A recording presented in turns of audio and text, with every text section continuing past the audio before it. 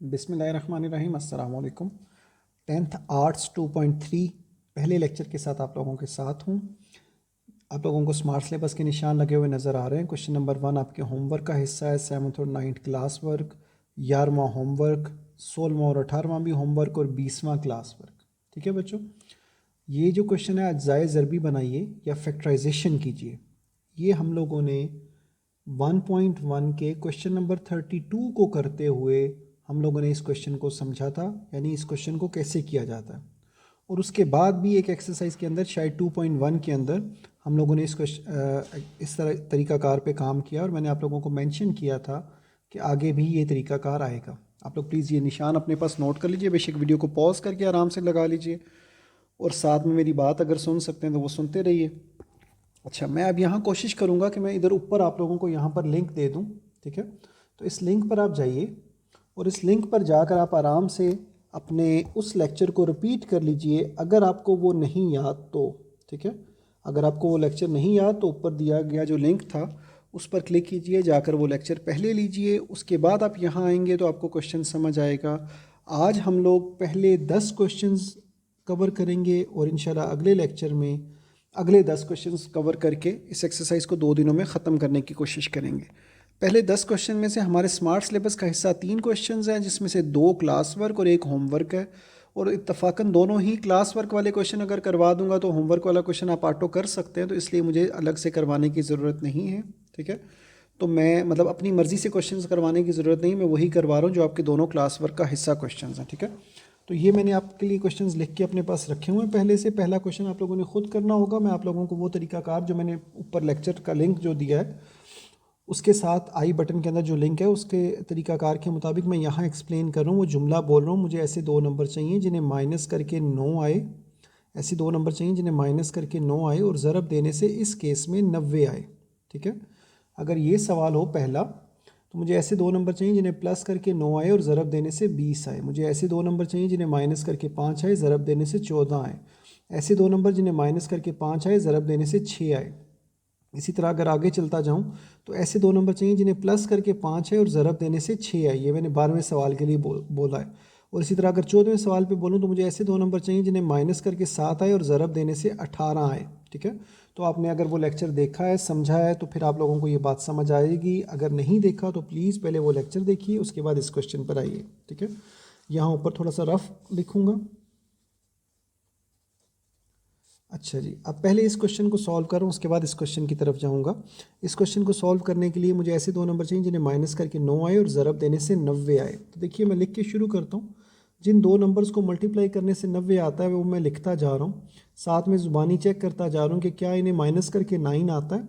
तो नहीं, इन्हें माइनस करके 9 नहीं आता, क्योंकि 90 1 ज़ार 90 होता है, 45 2 ज़ार 90 होता है, 33 ज़ार 90 होता है। ठीक है, 4 पर तो 90 जो है वो डिवाइड नहीं होता। ठीक है, हाँ जी, 4 पर तो डिवाइड नहीं होता। उसके बाद 5 पर डिवाइड होता है। 18 5 आर 90, 18 5 आर 90। अब ये भी माइनस करके 9 नहीं आता। ठीक है, 15 6 आर 90, 15 6, 15 छिके 90 और 15 में से 6, 15 में से 6 माइनस करोगे तो बाकी 9 ही बचेगा। ठीक है, तो मुझे वो 2 नंबर पता चल गए। वो 2 नंबर्स हैं 15 और 6। तरीकाकार पहले ज़्यादा एक्सप्लेन हो चुका है, इसलिए यहाँ मुख्तसर बताया गया है।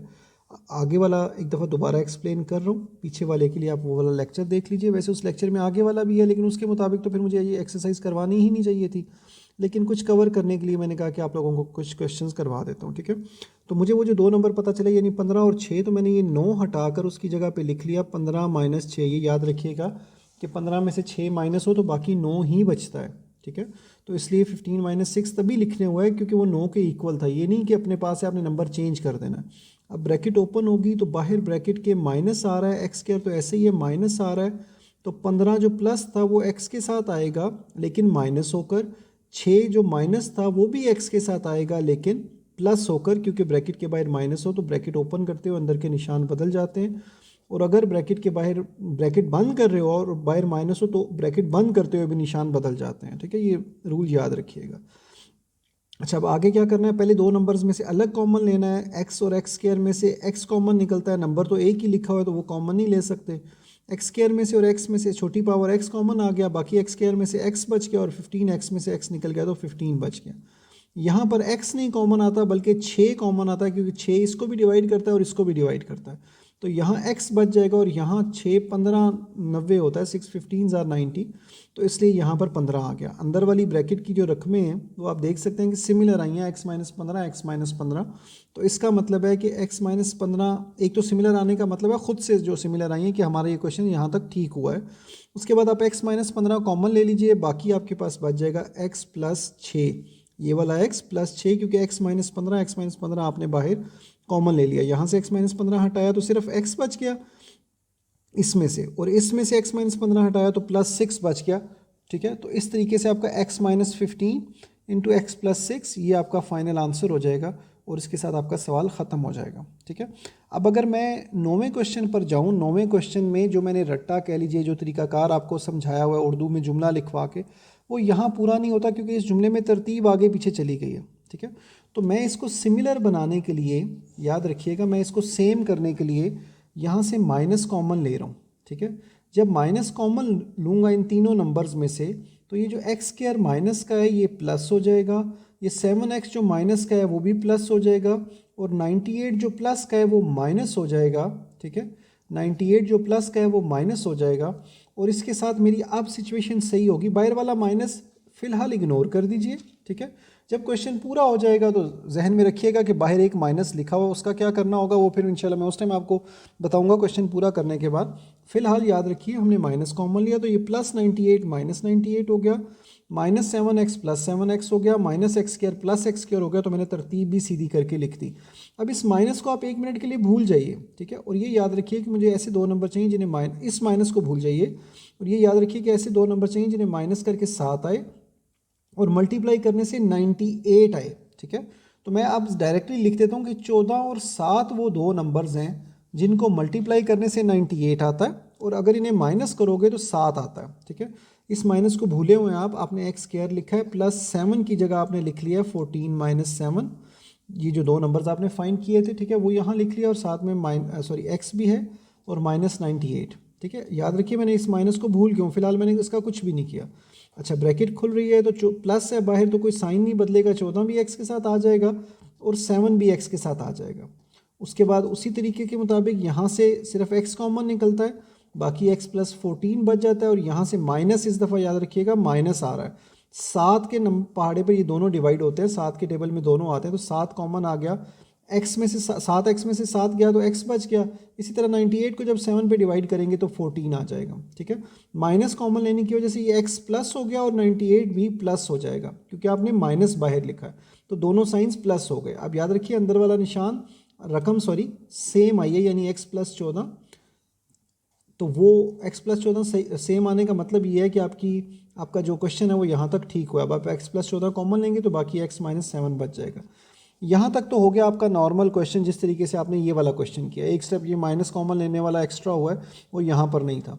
अब जो माइनस मैंने आपको कहा था कि भूल जाएं, वो बेसिकली क्वेश्चन का तो हिस्सा था, तो हम बिल्कुल भूल नहीं सकते, इसलिए शुरू और आखिर में ब्रैकेट्स डालते हुए वो माइनस का साइन मैंने बाहर साथ साथ चलाया है हर स्टेप में। पहले इसलिए नहीं लिखा था ताकि आप लोगों को क्वेश्चन में सिमिलैरिटी रखे। ठीक है, अब इस माइनस को किसी एक नंबर के साथ या इस नंबर के साथ मल्टीप्लाई कर दीजिए या इस नंबर के साथ मल्टीप्लाई कर दीजिए। मैं इसके साथ मल्टीप्लाई करने लगा हूँ क्योंकि अगर यहाँ मल्टीप्लाई करूँगा तो दोनों माइनस हो जाएंगे, तो मैं दोनों माइनस नहीं चाहता। एक्स प्लस 14 वैसे ही रहने दीजिए, ये वाला माइनस इसके साथ जब मल्टीप्लाई होगा तो प्लस एक्स जो है ये माइनस एक्स हो जाएगा और माइनस 7 जो है वो प्लस 7 हो जाएगा, और उसकी आपने तरतीब भी बदल दी है।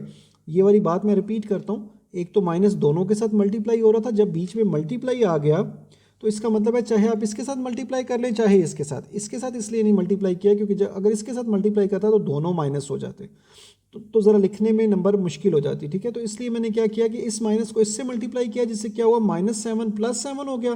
प्लस शुरू में लिखते हैं इसलिए मतलब शुरू में हो तो बेहतर है, तो मैंने -7 को +7 करके शुरू में कर दिया। प्लस एक्स इस माइनस एक्स से मल्टीप्लाई हुआ तो वो माइनस हो गया, तो माइनस एक्स को मैंने बाद में लिख दिया। इन दोनों में से तो आप एक नंबर को सिलेक्ट कर सकते हो, लेकिन ये प्लस माइनस हो रहे हैं, ये प्लस माइनस हो रहे हैं, तो अगर एक नंबर सेलेक्ट करोगे तो उसके दोनों नंबर्स के साइन बदलेंगे बाहर वाले माइनस की वजह से। ठीक है, आई होप आप लोगों को ये बात समझ आ गई होगी। अगर आप लोगों को इस बात में समझ कुछ नहीं आई तो प्लीज़ रिक्वेस्ट ये होगी कि थोड़ा सा वीडियो को रिवाइंड कीजिए, जहाँ से समझना है दोबारा उस उधर से समझिए। वीडियो में रिकॉर्डिंग का यही फ़ायदा है कि आप लोगों को बार बार मेरे से पूछने की ज़रूरत नहीं है, आप वीडियो को दोबारा देखेंगे तो आपके जो भी क्वेश्चंस होंगे वो इंशाल्लाह क्लियर हो जाएंगे। ठीक है, तो ये क्वेश्चन प्लीज़ अपने पास वीडियो को पॉज कीजिए, आराम से नोट कर लीजिए। अगले जो 10 क्वेश्चंस कवर करने हैं वो मैं इंशाल्लाह यहीं पे स्टार्ट करूँगा। ये लाइन में एक्सटेंड कर लेता हूँ, यहीं पे वो क्वेश्चंस मैं स्टार्ट करूँगा, सिमिलैरिटीज़ बताते हुए ज़रा इजी रहता है। ठीक है, तो आई होप आप लोगों ने क्वेश्चंस नोट कर लिए होंगे वीडियो पॉज करके। और ये स्मार्ट सिलेबस का जो है आप लोगों का पार्ट, वो भी प्लीज़ निशान लगा लीजिए। पहले 10 सवालों में से पहला 7वां और 9वां हमने कर लिया, पहला आपने खुद करना है, उसके बाद 11वां 16वां 18वां और 20वां। उन क्वेश्चंस में से भी कोई क्वेश्चन हमें करना पड़ेगा शायद एक आध, और उसके बाद 20वां तो लाजमी करना है, 20वां थोड़ा डिफरेंट है, वो करना ही पड़ेगा। ठीक है, तो बहरहाल नो प्रॉब्लम, इंशाल्लाह अगले लेक्चर में मुलाकात होगी। फ़िलहाल के लिए इतना ही, अपना ध्यान रखिएगा। अल्लाह हाफिज़।